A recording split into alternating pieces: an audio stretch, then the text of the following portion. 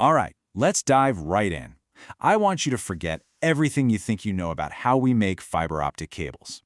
You know, the super high temperatures, the complex chemicals, and those tiny strands of glass that will be around for literally centuries. We're about to talk about a future where we don't build our data infrastructure, we grow it. I mean, just imagine this for a second.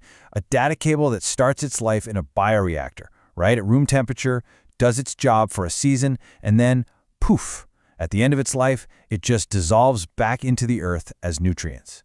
This isn't some far-off science fiction concept. It's the real idea behind a new frontier in photonics. And honestly, it could change everything from how we practice medicine to how we grow our food. So this is the official vision, straight from the research manuscript itself. And that phrase, energy-positive fabrication, that is absolutely key. It means we could create these incredibly advanced materials at just normal ambient temperatures, maybe even using agricultural waste as the fuel. It's a total 180 from the super energy-hungry processes we use for traditional glass and polymer fibers. So you're probably asking, how in the world do you grow a cable? Well, you start with some of nature's most impressive building blocks. This entire technology is really based on a partnership between two pretty remarkable biological materials.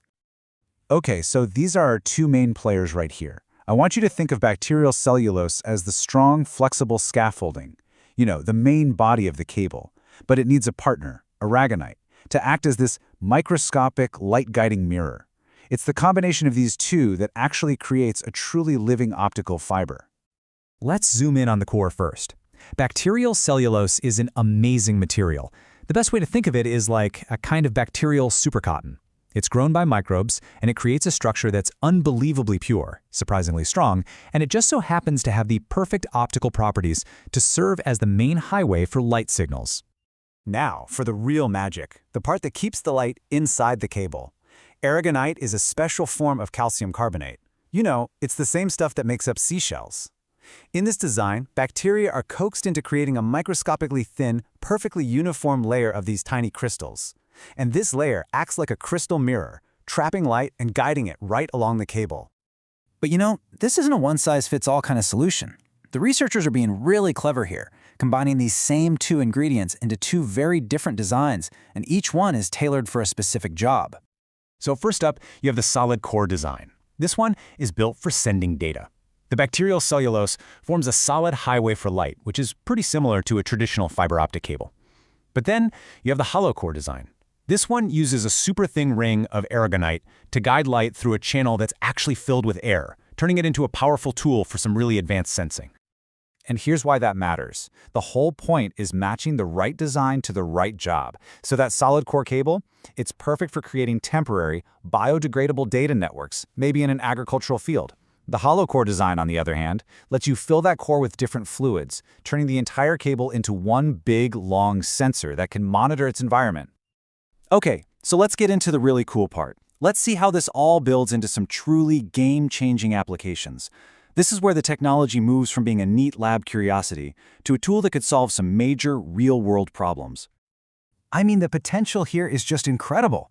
Imagine medical implants for light therapy that just dissolve safely inside the body, so you don't need another surgery to remove them. Or smart agriculture networks that monitor soil health for one season and then simply turn into compost.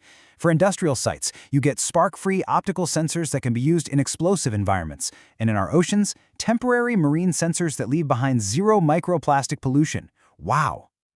Now, I know what you might be thinking. This all sounds fantastic, but how far are we from actually making it a reality?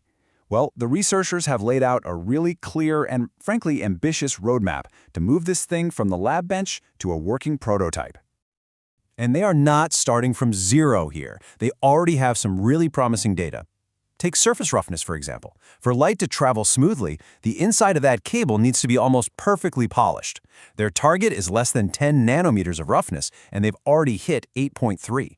That is absolutely critical, because that roughness is the main reason you lose signal. They're so close to cracking it. So the single most important thing for the next phase is getting the signal loss, what they call attenuation, down.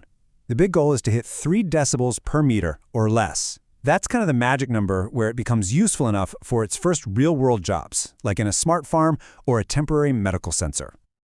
And here's the game plan to get there. An ambitious 90-day sprint. It all starts with the foundation, growing and polishing that bacterial cellulose filament. Only when that's perfect can they move on to the really tricky part, depositing that aragonite crystal ring. After testing, the final step is to embed a sensor, with the goal of a fully working prototype in just 3 months. But can it actually compete on cost? Well, this techno-economic analysis shows the path forward. Right now, at lab scale, yeah, it's pretty expensive, about $8.70 a meter. But as the process scales up to a pilot program and then to full production, the cost is projected to drop dramatically. And here's the endgame. At a projected cost of just 70 cents per meter, the bio-optic cable doesn't just get cheaper, it becomes super competitive with the fibers we already use. And when you factor in the massive value of biodegradation, the business case for all sorts of green applications becomes incredibly compelling. Of course, let's be realistic. There's still major hurdles to overcome. Getting that aragonite crystal ring perfectly uniform is a huge challenge. Preventing water from getting in and messing with the signal is another big one. And they have to make sure the final fiber isn't too brittle to actually be used in the real world. These are serious engineering problems that still need to be solved. But if they can solve them, it opens up such a fascinating question. This bio-optic cable is a powerful proof of concept for a much, much bigger idea, biofabrication. It really makes you wonder, as we get better and better at partnering with biology, what else could we learn to grow instead of build? What other parts of our world could become living, breathing, and ultimately biodegradable?